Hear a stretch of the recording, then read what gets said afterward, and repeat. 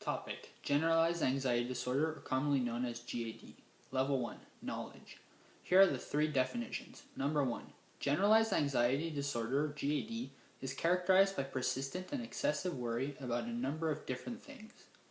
People with GAD may anticipate disaster and may be overly concerned about money, health, family, work, or other issues. Individuals with GAD find it difficult to control their worry. They may worry more than seems warranted about actual events or may expect the worst even when there is no apparent reason for concern. Number 2. Generalized Anxiety Disorder, or GAD, is characterized by excessive, exaggerated anxiety and worry about everyday life events with no obvious reasons for worry. People with symptoms of generalized anxiety disorder tend to always expect disaster and can't stop worrying about health, money, family, work, or school. In people with GAD, the worry is often unrealistic or out of proportion for the situation. Daily life becomes a constant state of worry, fear, and dread. Eventually, the anxiety so dominates a person's thinking that it interferes with daily functioning, including work, school, social activities, and relationships. Number 3. People with generalized anxiety disorder, GAD, worry excessively and uncontrollably about daily life events and activities. They often experience uncomfortable physical symptoms, including fatigue and sore muscles, and they can also have trouble sleeping and concentrating. I think that the best definition out of the three provided is the second, saying that generalized anxiety disorder is defined by an individual having excessive anxiety and worry concerning everyday things, all the while not having any obvious reasons for worrying. Someone suffering from GAD tends to always expect the worst and can't help themselves from worrying about things such as health, family, money, work, or school. The worry experienced by people with GAD is often unrealistic or exaggerated for the situation. Due to this, their everyday lives become a constant state of distress, trepidation, and fright. The anxiety eventually reaches the point where it controls the person's thinking, which interferes with their day-to-day functioning in school, social activities, work, and relationships. The reason why I think it is the best definition out of the three is because although it does not mention some of the physical effects it can have on the body, like the third definition does, it still provides a much more in-depth explanation, which is easy to understand compared to the other two. Level 2. Comprehension.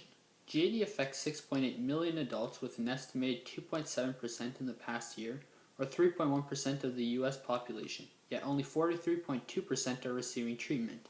Moreover, an estimated 5.7% of U.S. adults experience GAD at one point or another in their lives. Women are 2 times as likely to be affected as men.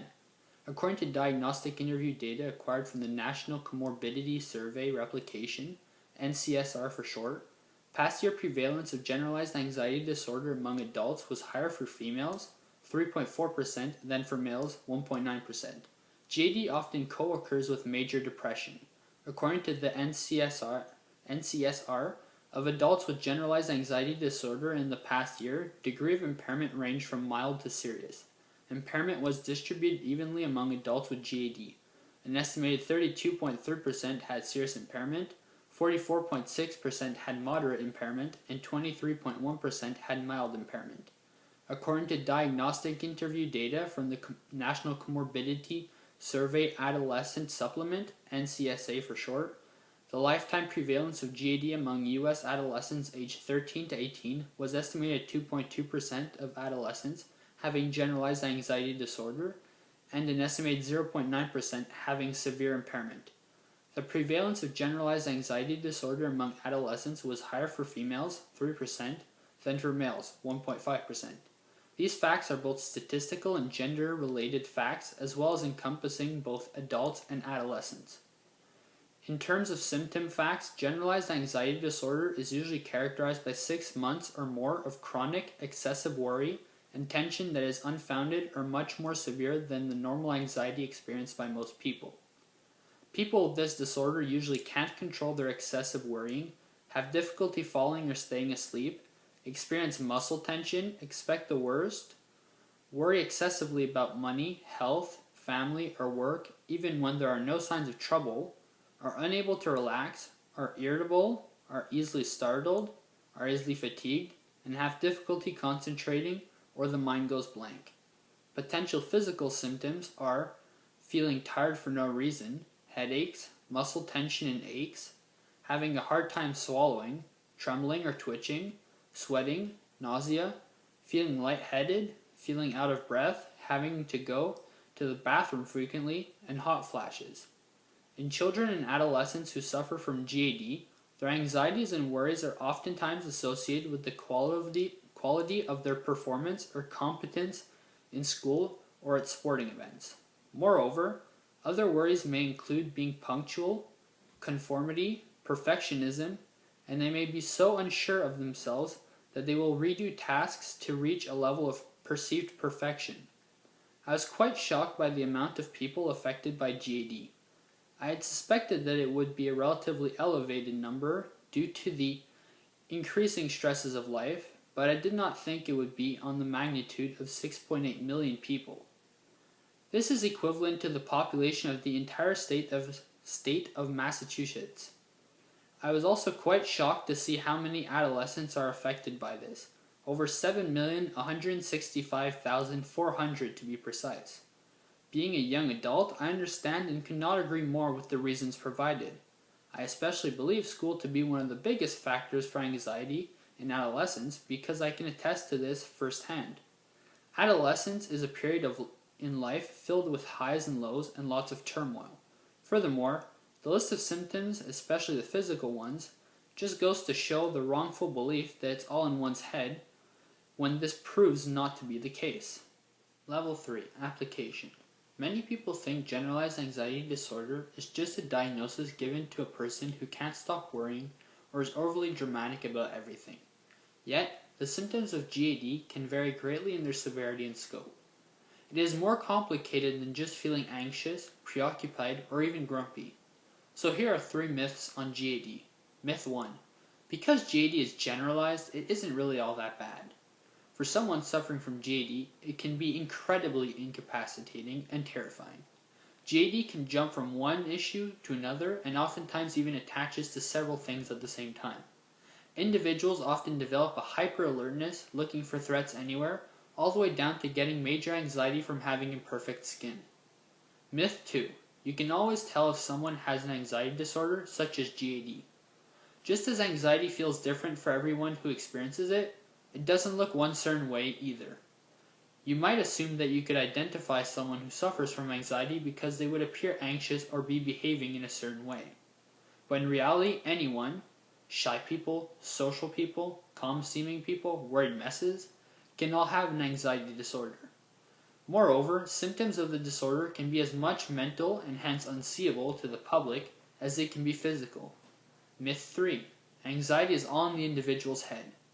As mentioned in Level 2 and briefly in the previous myth, people who suffer from GAD don't only experience mental symptoms, but also physical symptoms, and therefore it is not all in the individual's head.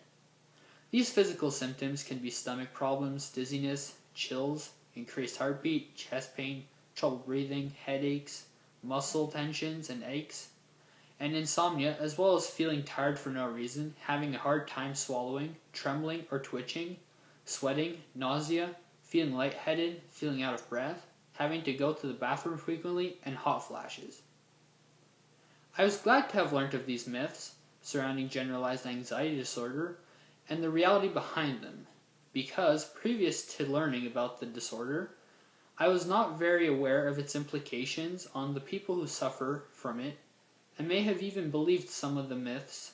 I had not realized how severe the impact of the disorder was, as well as the fact that there are both mental and physical symptoms associated with it.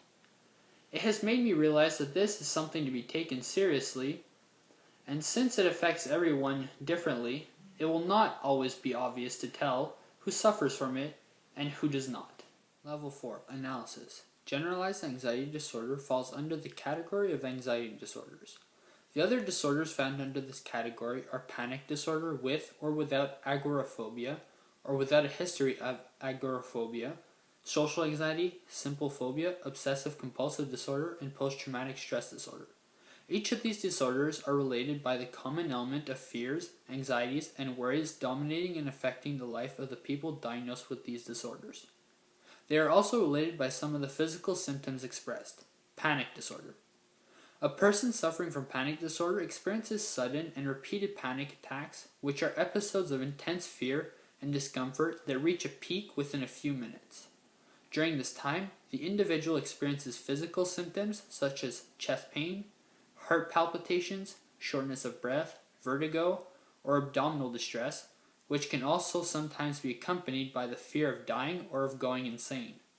These people who experience panic attacks are often nervous about having additional episodes.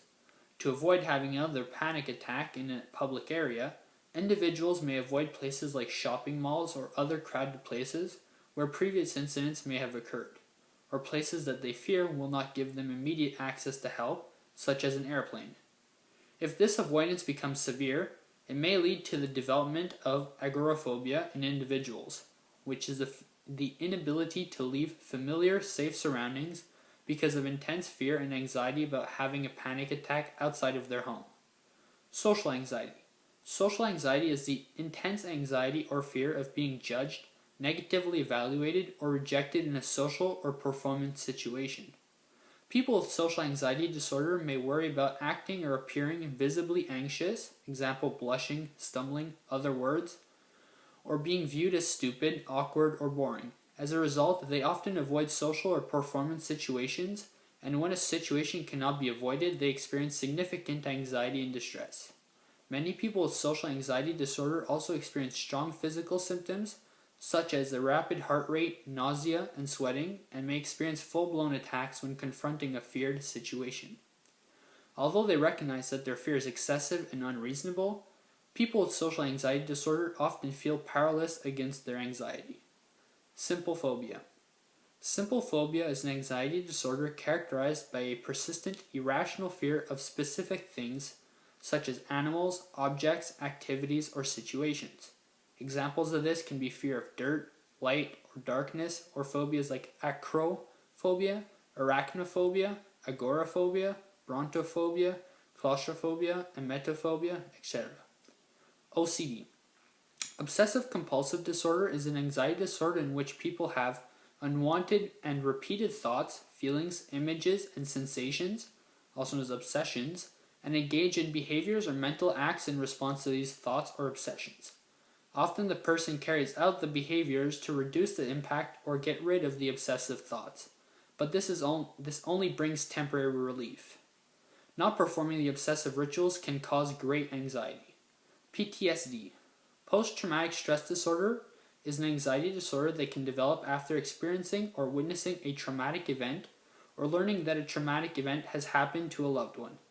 DSM-5 defines a traumatic event as exposure to actual or threatened death, serious injury, or sexual violence. Examples include being involved in or witnessing a car accident, undergoing major surgery, bone marrow transplant, extensive hospitalization, or severe burns, experiencing or witnessing natural disasters, violent crimes, example kidnapping, physical assault or murder of a parent or loved one, community violence, attacks at school or suicide of a friend, family member, or a child in the same age group, and chronic physical or sexual abuse. Following the event, people with PTSD report intrusive symptoms such as repetitive and upsetting memories that can present verbally, I can't stop hearing that crunch noise when the car hit the tree, or act out in play such as a child repeatedly hitting a toy car against the wall.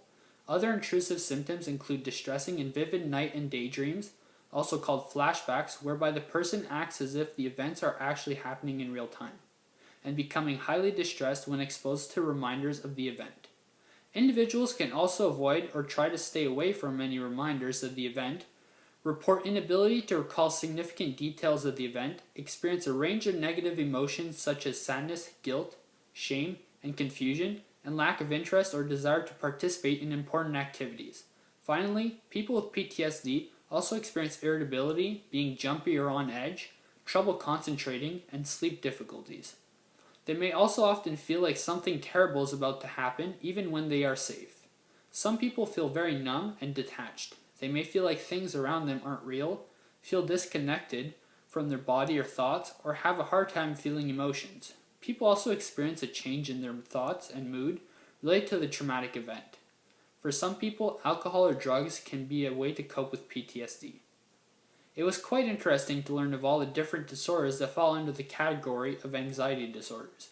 I had not realized that there were so many, and how they are all related by the way they express themselves in the person afflicted, through anxieties, stress, fears, and worries, and how they impact them in their daily lives. Moreover, I also hadn't realized that all these disorders, can express physical symptoms which were shared amongst them. Level 5. Synthesis. There is no singular cause that has yet to be identified for generalized anxiety disorder. However, evidence shows that there is a combination of several factors that can contribute to the development of GAD. Those factors include genetic predisposition, brain chemistry, family background, social influence, and life experiences. Genetics. As with many other mental and medical health conditions, we can be genetically predisposed for developing certain symptoms. This is the same with generalized anxiety disorder.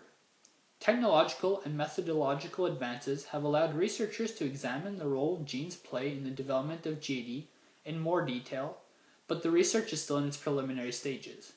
Despite this, it has significant implications for anyone who faces anxiety disorders. We know, for example, that we can have a genetic vulnerability to developing GAD if certain genetic markers have been passed on to us. Vulnerability, in combination with certain environmental factors, can trigger the development of symptoms. Studies have also shown that first-degree relatives of someone with GAD are more likely to develop mood and anxiety disorders in general, with a specific increased risk for developing GAD. Brain chemistry.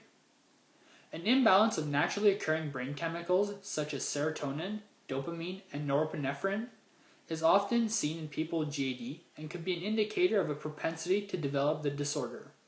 An imbalance of these chemicals, which are called neurotransmitters, can impact emotional stability and mental wellness.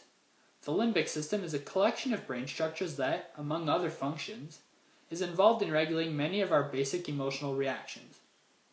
The amygdala is part of our limbic system, involved in our automatic fear response, as well as other functions. Although a lot of research on amygdala function has been concentrated on anxiety disorders like PTSD and OCD, there are some patterns of brain structure and function that have come up in research as being consistent with patients for GAD. Since the amygdala plays a key role in our ability to discern and feel fear, it comes as no surprise that imaging studies of patients diagnosed with GAD show increased amygdala activity during the processing of negative emotions. It is this increased activity within the amygdala that researchers believe might influence the inaccurate interpretations of social behavior for patients with GAD. The volume of gray matter is another factor that has been researched in relation to GAD and other anxiety and mood disorders. An increased volume of gray matter at certain locations within the brain has been repeatedly found in GAD patients compared to control groups. Psychological, environmental, and social factors. Although genetic and biological factors have a clear contribution to the development of GAD, a greater percentage of the risk for developing GAD lies in complex psychological, environmental, and social factors. Mental health researchers have found that trauma during childhood can increase our risk of developing GAD. Difficult experiences such as physical and mental abuse, neglect, the death of a loved one, abandonment, divorce, or isolation can all be contributing factors. Research has shown that life events that result in specific feelings of uncertainty, loss, humiliation, entrapment, apprehensiveness to trust others, and danger are reliable predictors for the development and onset of GAD. Some behavioral scientists believe that anxiety is a learned behavior, suggesting that if we have a parent or caretaker who demonstrates anxious behavior, we may have the tendency to reflect the same anxious behavior. We are learning from parents and other important people close to us on how to deal with challenging, stressful situations. When they demonstrate methods that are less effective for stress management, we tend to do the same. These early social learning experiences can have an influence on our development of long-lasting anxiety. Researchers are also finding that the use of social media, especially in excessive amounts, can greatly impact our mental health, sometimes resulting in anxiety and depression. Consequences. In terms of consequences for the disorder, the life of someone who suffers from GAD is plagued by a constant state of distress, trepidation, and fright. The anxiety eventually reaches the point where it controls a person's thinking, which interferes with their day-to-day functioning in school, social activities, work, and relationships. Commonly, someone who suffers from GAD is incapacitated during episodes and feels completely overwhelmed by their feelings. Chronic anxiety disorders frequently occur alongside depression, drug abuse, anorexia nervosa, bulimia, or other eating disorders, and can be tightly intertwined with these illnesses. Some people attempt to self-medicate by using drugs, alcohol, food, or even self-mutilation. Other consequences are having the feeling of being unable to do things quickly or accurately, unable to interact normally with others, the loss of motivation, an inability to do anything to make things better, and the loss of self-esteem due to feelings of helplessness and hopelessness. I was quite surprised to find out just how many different factors came into play in causing someone to develop generalized anxiety disorder, and how these factors come from all sorts of sources like genetics, brain chemistry, and one's environment. I had previously not given it much thought, but generally assumed that there was most likely only one or two causes. It was also unfortunate to learn of the wide range of different consequences and impacts that this disorder can have on a person, and just how severe and debilitating it can be. Level 6. Evaluation. There are two main categories for treating generalized anxiety disorder, which are medication and psychotherapy, and these can be used alone or oftentimes are used in combination. Medication. In terms of medication, there are two categories that can be used for treatment. The most commonly used one is antidepressants, consisting of selective serotonin reuptake inhibitors, known as SSRIs, and serotonin and norepinephrine reuptake inhibitors, known as SNRIs. Examples of antidepressants used to treat GAD include escitalopram, known as Lexapro, duloxetine, known as Cymbalta, venlafaxine, known as Effexor XR, sertraline, known as Zoloft, fluoxetine, known as Prozac, and paroxetine, known as Paxil or Pexeva. There is also another but older category of antidepressants that can be used to treat GAD, known as tricyclics. These can be just as effective as SSRIs, but are less commonly used because SSRIs tend to have fewer side effects than older antidepressants. An example of a tricyclic that can be used to treat GAD is imipramine. The second category is anti-anxiety medication. This mainly consists of benzodiazepines, which relieve symptoms quickly and have few side effects. Although drowsiness can be a problem, as well as the fact that people can develop a tolerance to them, which may cause them to become dependent. Consequently, these sedatives are generally used only for relieving acute anxiety on a short-term basis. Examples of benzodiazepines used to treat GAD are alprazolam, known as Xanax, and clonazepam, known as Klonopin. Benzodiazepines do not treat the underlying cause of anxiety, but they are effective in the relief of anxiety symptoms. Lastly, there is buspirone, which is a member of a newer class of drugs called azapirones. Psychotherapy. The second form of treatment is psychotherapy. There are various forms of psychotherapy that can be used, but the most common and effective one is cognitive behavioral therapy, known as CBT. Generally a short-term treatment, cognitive behavioral therapy focuses on teaching you specific skills to directly manage your worries and help you gradually return to the activities you've avoided because of anxiety. Through this, your symptoms improve as you build on your initial success. The cognitive parts help people change the thinking patterns that support their fears, and the behavioral part helps with people changing the way they react to anxiety-provoking situations. Other types of therapy that can also be used include supportive and interpersonal therapy, mindfulness-based approaches, and acceptance commitment therapy, known as ACT, as well as psychodynamic therapy and interpersonal psychotherapy. The goal of ACT is to reduce the struggle to control anxious thoughts or uncomfortable sensations and increase involvement in meaningful activities that align with chosen life values. ACT can produce an improvement in symptoms and may be a particularly good fit for older adults.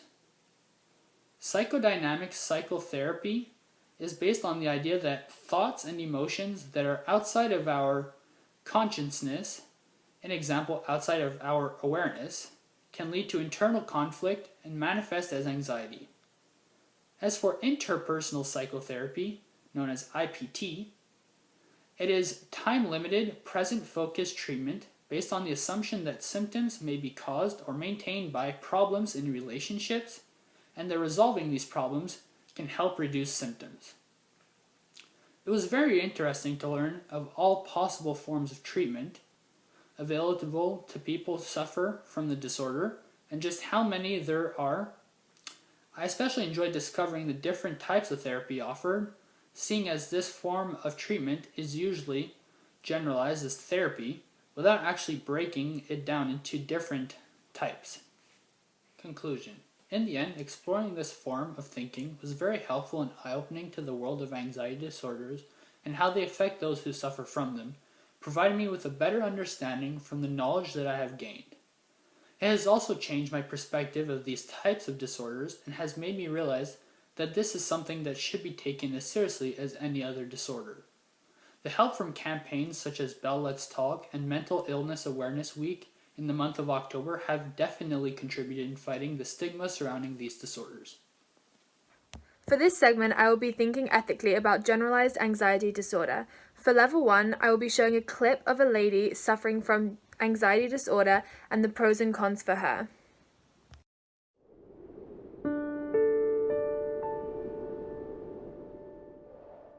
From the outside, it's easy to think that somebody's got it all figured out. Because my hair is curled and my cheeks are intentionally flushed, I must not have a care in the world. As if it were expected for my demons to be worn like a scarlet letter pinned to my chest. And they assume if you cannot see it, then it's not really there. As if pain does not exist unless you're bleeding or slung in a cast or staggering with a limp. But sometimes the most painful demons are the ones they can't even see.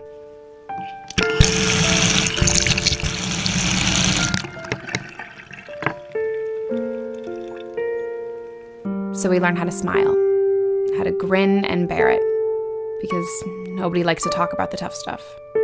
Hell, I don't like to talk about the tough stuff. I have anxiety. It feels like every cell in my body is moving so fast that my veins are blurry. That despite the constant metronome of my heartbeat inside my ears, it's like listening to a spastic drum line. It feels like bees in my ears, like a broken white noise machine playing all of the sounds at once. And I don't even realize I'm gritting my teeth or cracking my knuckles or rubbing my forefinger against my pinky or twisting the gold band on my middle finger, holding onto myself like I'm the only lifeline bridging the gap between reality on my own 2 feet and the atomically loud abyss of noises and sounds and feelings of fleeting rushing through my veins. And I'm avoiding eye contact. Not because I'm not listening to what you're saying, because I'm listening to the sound of my own voice, hoping that through your ears you can't hear that it's 2 octaves too high and on the verge of breaking because my palms are sweating and I somehow forgot to speak with anything behind my words other than insecurity. My anxiety feels like fire.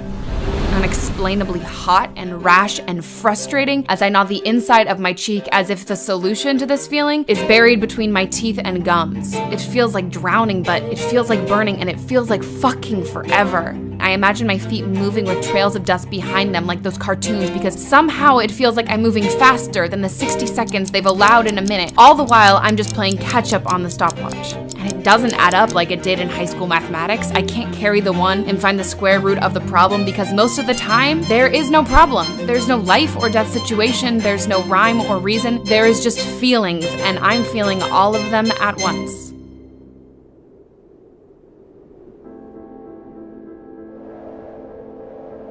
Some days are better than others. Some days are worse. But they're just days. And I've got more where they came from.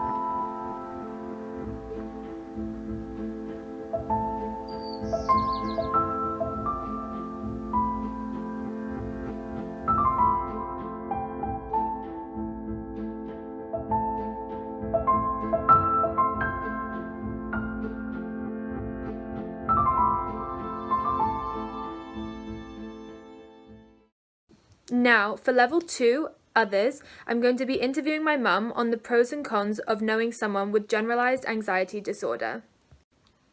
Hello, what is your name? My name is Dinah Blais. And have you ever known anyone with anxiety disorder? Many years ago, actually, when I was at university, my best friend, her partner had general anxiety disorder. And so I got to know about it through her, but also obviously spent quite a lot of time with both of them, so also with him. And could you just explain some pros and cons to knowing someone with anxiety disorder? Well, I suppose the pros were that I got to know quite a lot about general anxiety disorder and what it is and how it can be treated. And so I found out a lot about it. So that was a pro. And I guess another pro was I was able to sort of be helpful towards my friend as much as I could and support her and directly and indirectly also him. And that way, you know, I tried to be as helpful as I could, but it was quite a difficult situation. And so would there be any cons to that situation that you could tell us about? Well, I think the main con was not really at the beginning knowing what was the right thing to say or the right thing to do, how to react to a situation if I was with them and he suffered, say, an anxiety attack or something like that. And also long term, knowing if I was really being helpful, being supportive in the right ways and doing the right things. And also in those days, this was quite some time ago, internet wasn't so widely available and information wasn't so widely available. People didn't understand it as well, the general anxiety disorder, and finding information about it was quite difficult. So the only really way to do it was by reading books or finding out information from magazines. So I was always sort of a bit nervous and not really sure if I was doing the right thing or being helpful at all. Okay, thank you for your insight on knowing someone with anxiety disorder. Now I will be providing some information on Level 3 institutions.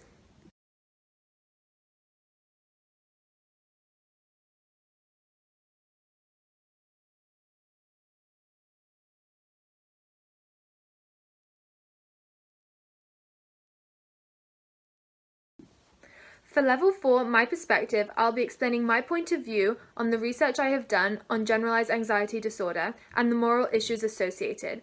Firstly, there are moral issues based on the treatment options available for generalized anxiety disorder.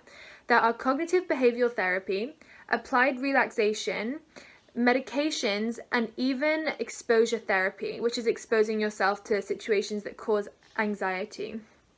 People believe in different treatment methods. For example, some believe that cognitive behavioral therapy will benefit the person long term, whereas medication is more of a short term option. So there are different views on that. Another thing is social acceptance. Because people generally don't talk about their anxiety issues, many people are unaware of really the impact anxiety has on a person and how to go about helping someone with anxiety. So that's really a moral issue when it comes to generalized anxiety disorder.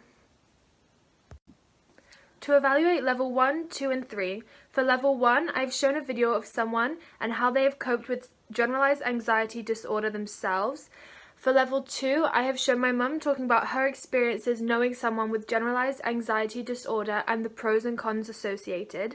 And for Level 3, I have explained the social services and institutional practices.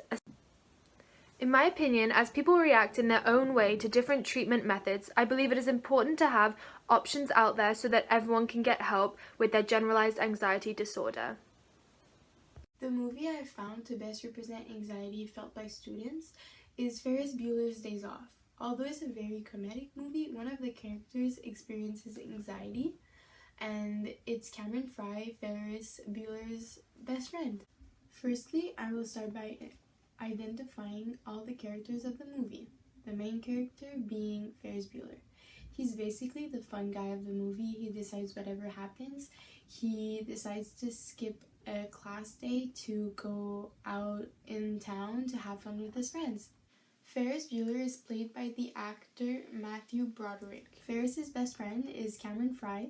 He's played by Alan Ruck, and basically that's the anxious guy of all the three friends that goes out of town. He feels very pressured by Ferris to skip the day, so he basically goes, and that's his best friend.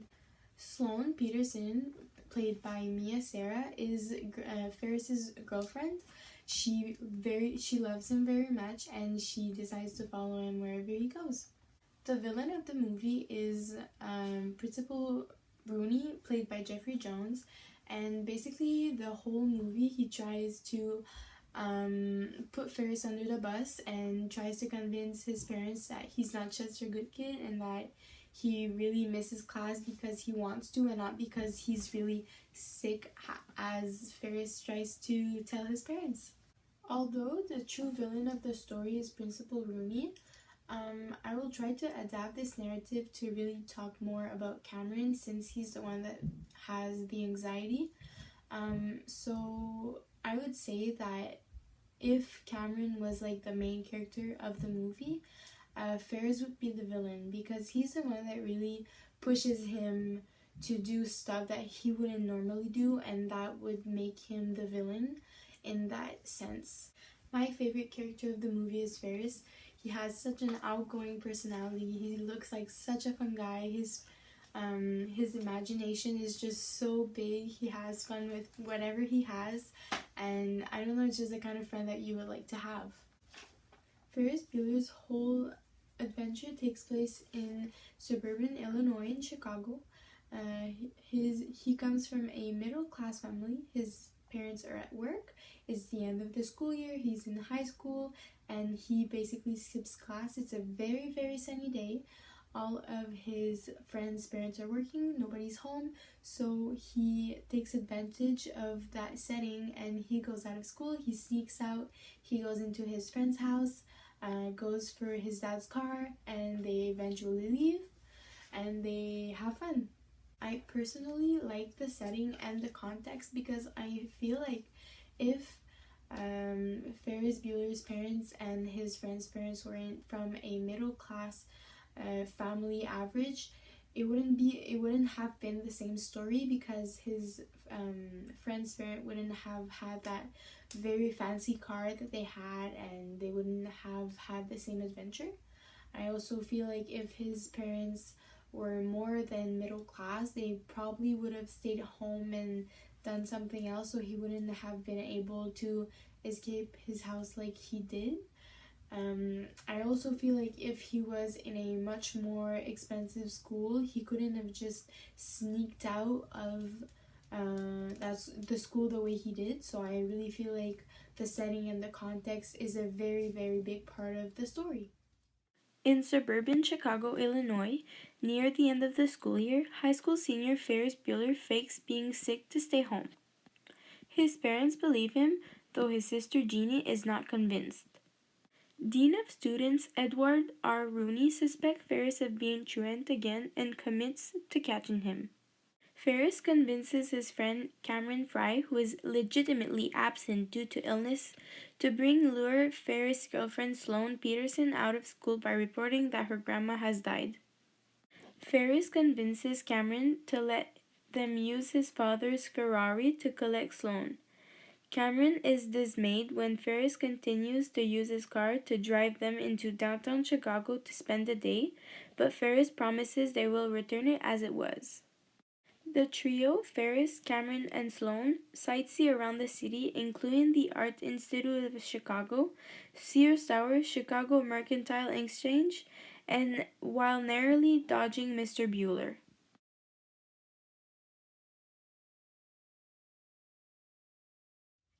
So, while all the friends are out having fun, they go in downtown Chicago, they go to the museum.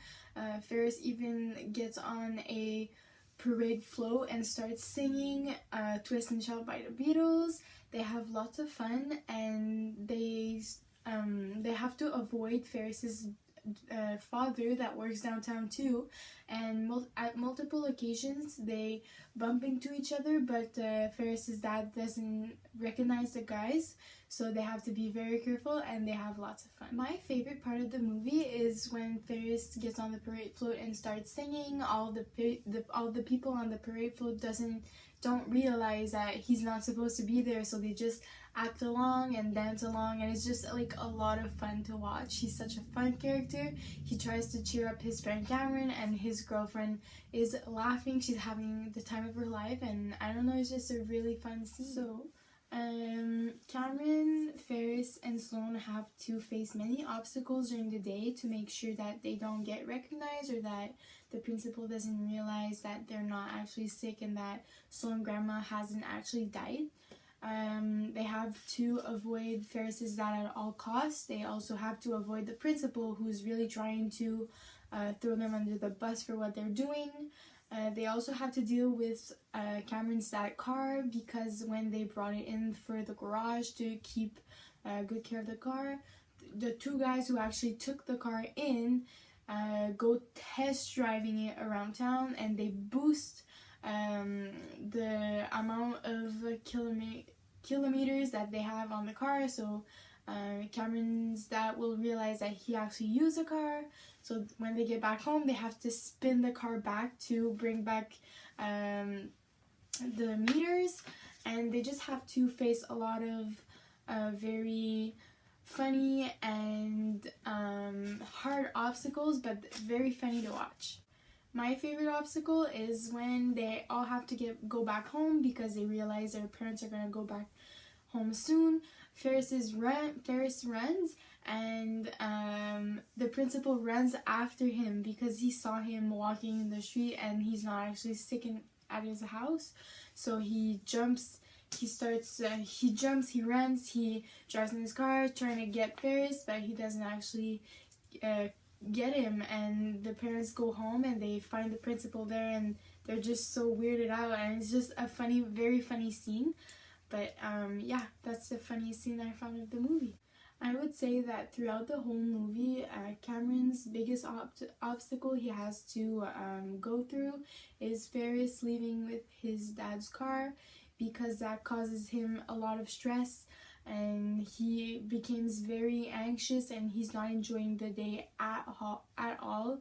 He fears very much that his dad is gonna kill him. He fears, well, not kill him, but that he feels like he's gonna be in a very bad shape when he gets back home. He's very anxious for the car, so I would say that it's his biggest obstacle throughout the day.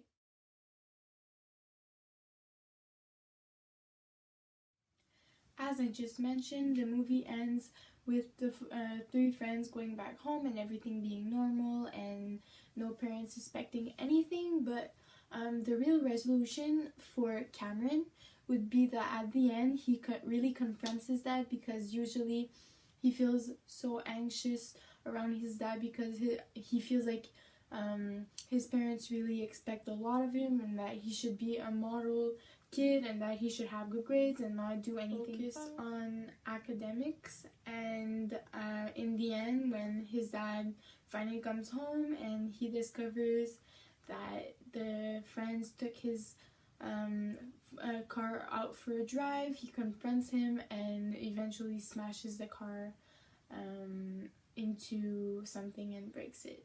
So I think that would be really the main event for Cameron, and that would be his resolution then, because his parents were a big part of his stress and his anxiety. So really confronting his dad is what makes his anxiety really lift off, and he just feels free afterwards. I personally like the ending and Cameron's resolution, because I feel like a lot of kids these days feels very pressured to do good in school and be a very model kid and always be good and always do the boring stuff and only study. But like, I feel like going out with friends and actually sometimes skipping class, I mean, we're young, you're supposed to have fun, this is what you are supposed to do, not all the time but sometime, I feel like.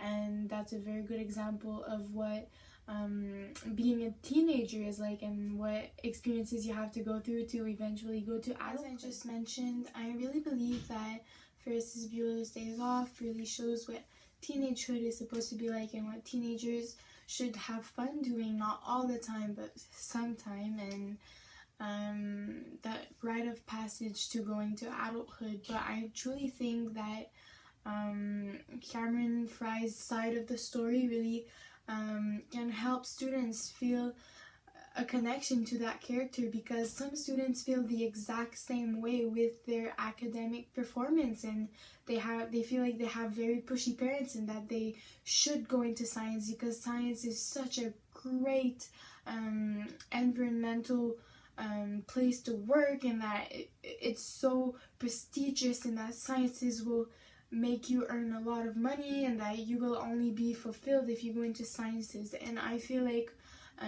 the anxiety that Cameron Fry lives really helps some students like me feel a lot better about myself, because I feel like I'm not alone, and that most people actually live through that phase and those obstacles, and that it's very eye-opening to see a character in a movie like that actually confronts his parents about something that is so personal, as something that all teenagers should be able to do.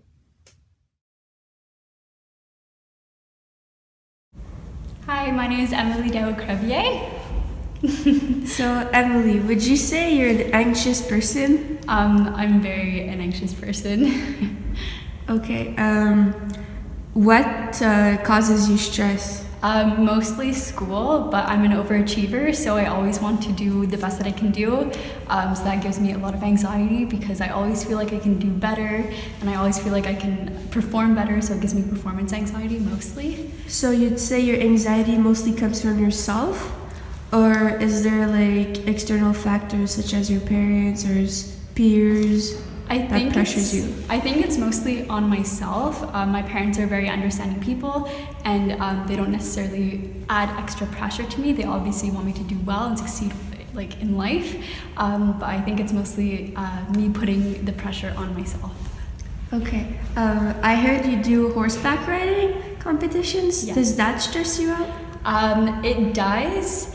However, I had a brain injury about 5 years ago, and since then my anxiety has been more difficult to handle. So since I've had my concussion at horse shows and stuff like that, I have blanks where I just forget my course, or I forget what to do. So I do experience anxiety in almost every factor of life. So you would say this increased the amount of anxiety you had because of your injury? Okay. For sure. Have you ever had a panic attack, and if so, how do you deal with it? I don't know if I've ever had a panic attack. I've definitely had moments where I feel like I'm so overwhelmed and I don't know what to do, and I just start crying and like breathing like more heavily than normal. But I don't think it's a panic attack or an anxiety attack, but it's definitely not like a normal state of mind. Has anyone ever helped you or given you advice on how to deal with stress? My parents are very understanding and with stress, and they always tell me to just do one thing at a time, and that I can only accomplish so much in a day, so to take one day at a time and see what I can do. Do you meditate, or do sports help you? I just actually took a yoga class this semester, and I find that it's really helped me relax. So I think I'm going to start meditating on a regular basis, and I'll incorporate yoga into my regular life, as it seems to help me relax and stay focused. What kind of person are you in general? I feel like I'm a very happy person. I think that a lot of people always assume that I'm very happy and that I have my life under control, even though at times I feel like I have no clue what's going on. So I think I portray an image that like school is easy and life is easy in general, which it is. I have a very good support system.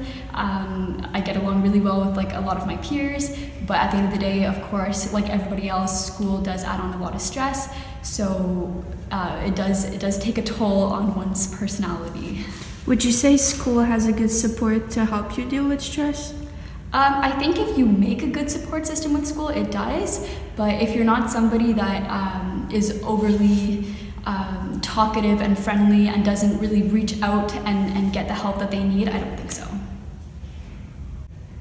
Emily, do you have any animals at home or? I do. I have a dog at my house, and I do horseback riding, so I have a horse. Unfortunately, she's not in my house. I can't keep her in my bedroom, but I have her at a barn near my house. Do you think pet therapy actually helps you deal with stress? For sure. Whenever I go to the barn, or when I play with my dog, even, I feel so much more relieved after, and it takes your focus away from all of the negativity in your life, and it makes the stress disappear. Would you say you live in the future, the present, or the past? And what stresses you the most? I think I try to live in the present, but I'm subconsciously living in the future because I know that if I don't have good marks today, then it's going to affect the program that I want to go into in university. So I'm always thinking about the future, unfortunately, and that definitely increases my level of anxiety. And would you say school is a big stress factor for you? For sure. I think it's the biggest stress factor.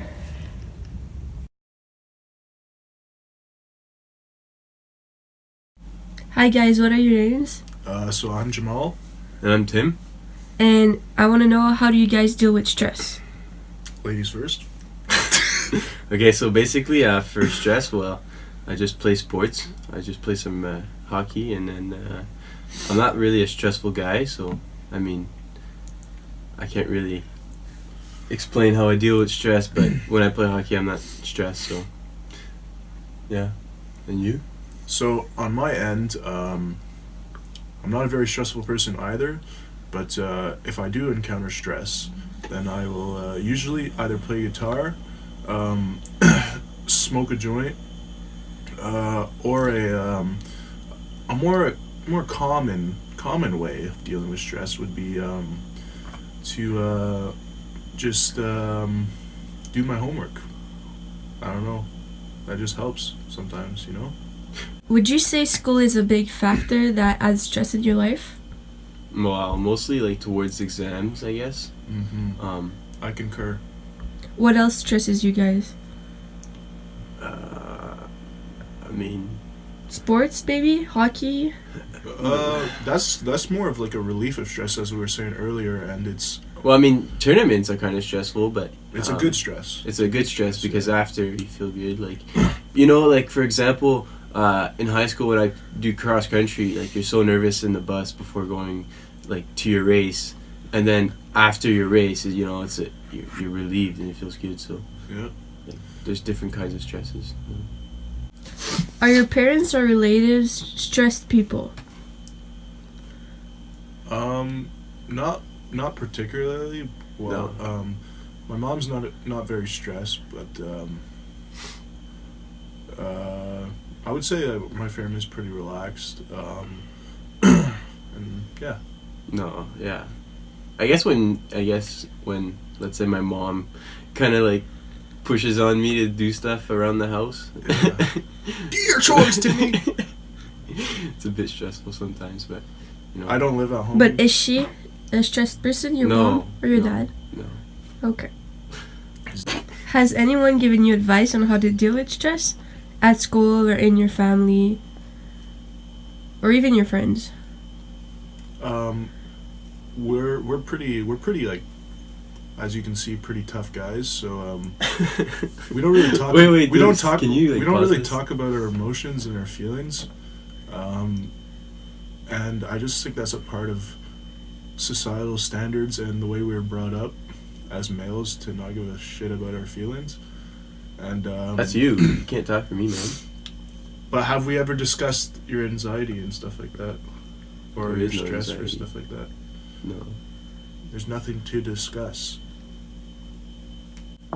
Have you guys ever had a panic attack in your life? Nope. No. I have had heart palpitations before. But no panic attacks? No panic attacks. I'm not that type of person. Would you say it's because you know how to deal with your stress properly? You know how to control yourself?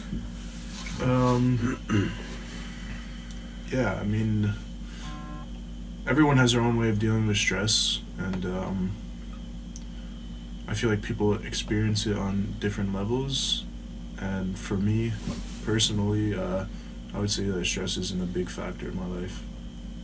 And you, Tim? Basically what he said. Stress is not a big factor, I guess. I don't know. You guys have any pets at home? Pets? Yeah. Yeah, I have a dog. I have a cat. I used to have fish. And does that reassure you? Does that make you less stressed?